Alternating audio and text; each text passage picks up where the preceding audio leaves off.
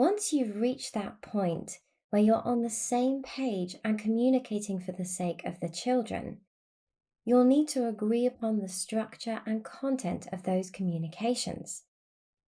In this respect, one of the first things to discuss is the content of your communication.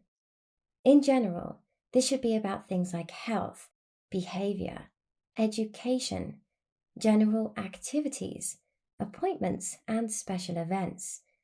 You should additionally talk about any issues your children might be dealing with, not least the ones that may arise from your separation.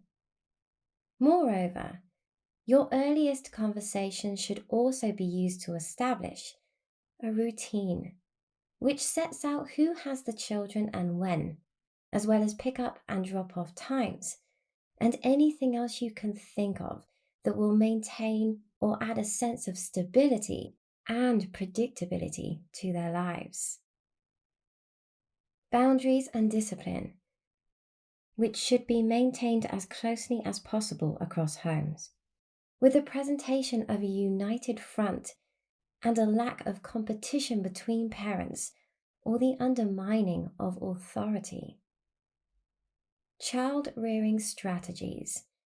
These too should be maintained across homes, and both of you should take an equal interest in their lives and equal responsibility for ensuring that they thrive in the aftermath of the breakup. Other things that could either be agreed upon during your earliest conversations or discussed in passing with an agreement to tackle them at the time include: what happens about appointments and day-to-day events?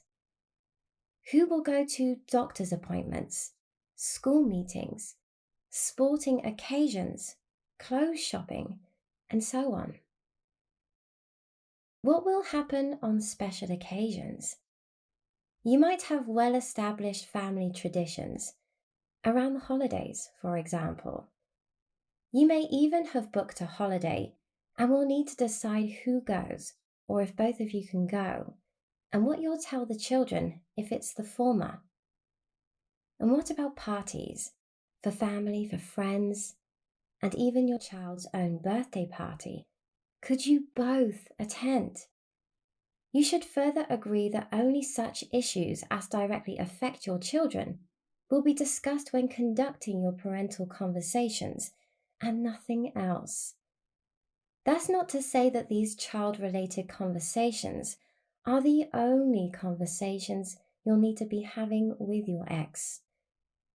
But unrelated matters should be tackled at some other time and possibly through some other method, as this will ensure that your parental relationship is as mentally and emotionally separate from all your other relationships as it can be.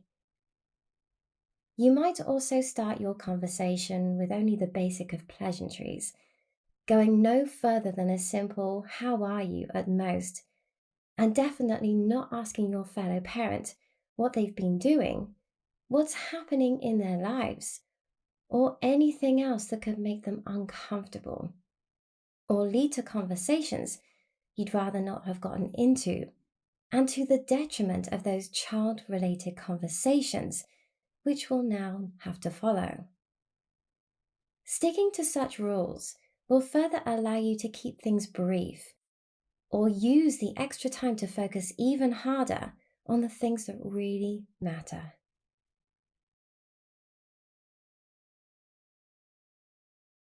Meetup.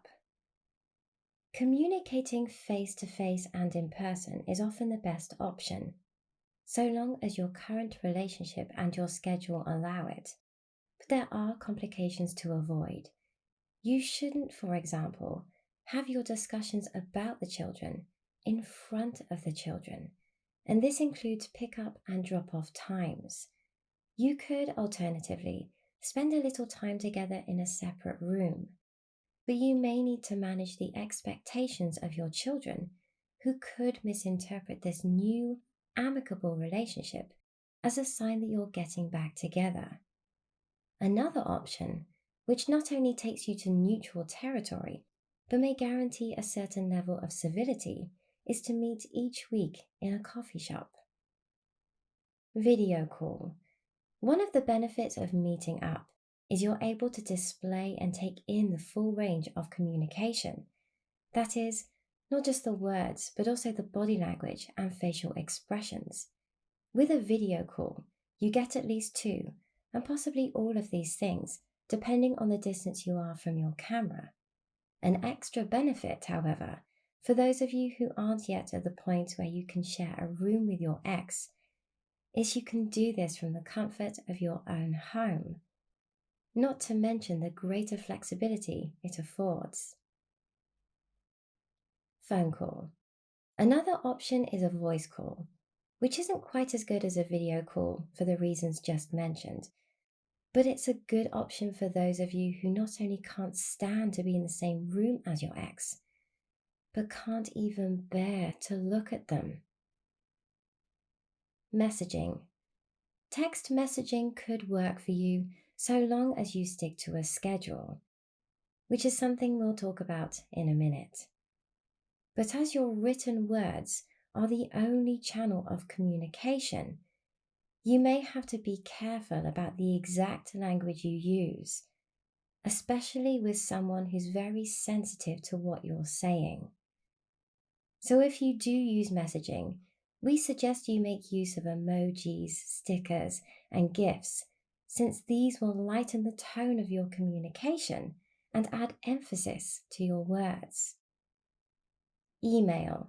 The final option is email, which is something we've recommended already as a way of making initial contact with your ex, because it's very formal and won't come across as intrusive, though the fact that it is very formal may make it more difficult to evolve a business-like parental relationship into something more.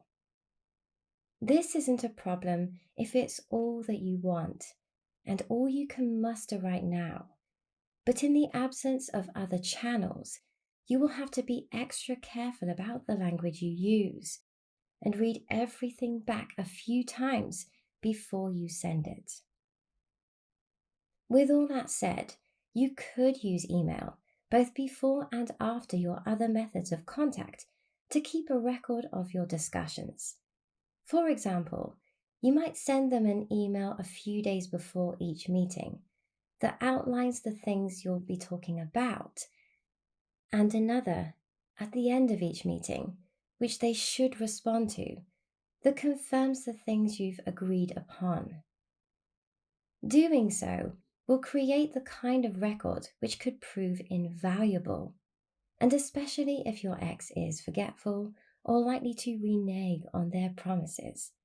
Alternatively, you could put something in place that's a little more formal, a contract perhaps, which outlines the things you've agreed upon at the start and can be amended and updated as and when you feel it appropriate. Whichever method you choose to communicate, and whatever you choose to communicate about, it's extremely important you don't use your children, particularly your younger children, as conduits for your conversations, as even the most innocuous of messages can make them feel anxious and torn between you at this potentially confusing time. Setting a specific and regular time each week that you'll use to communicate about the children is very important. If you don't, then not only will your face-to-face meetings be harder to organize, but even your messages can be ill-timed and intrusive. You may also have situations where one of you has called or messaged and the other has seemed to ignore it or not reply to it as quickly as expected. These kinds of things can cause more anger, more resentment, and more conflict, and you could end up even further from the ideal relationship that we've asked you to keep in mind. To stop this from happening, you should set a time each week that suits both of your schedules, and when your children will either be out somewhere or out of earshot. You should also make provision for impromptu conversations regarding such matters that cannot be planned for and should be dealt with as soon as they arise. In these cases, you might forewarn the other parent with a simple text message which outlines the issue with an appropriate level of urgency and ask when they'll be free to discuss the matter further. Do the same if you'd like to talk about anything that isn't part of your normal agenda, and allow them to have the same amount of thinking and pre planning time that you have.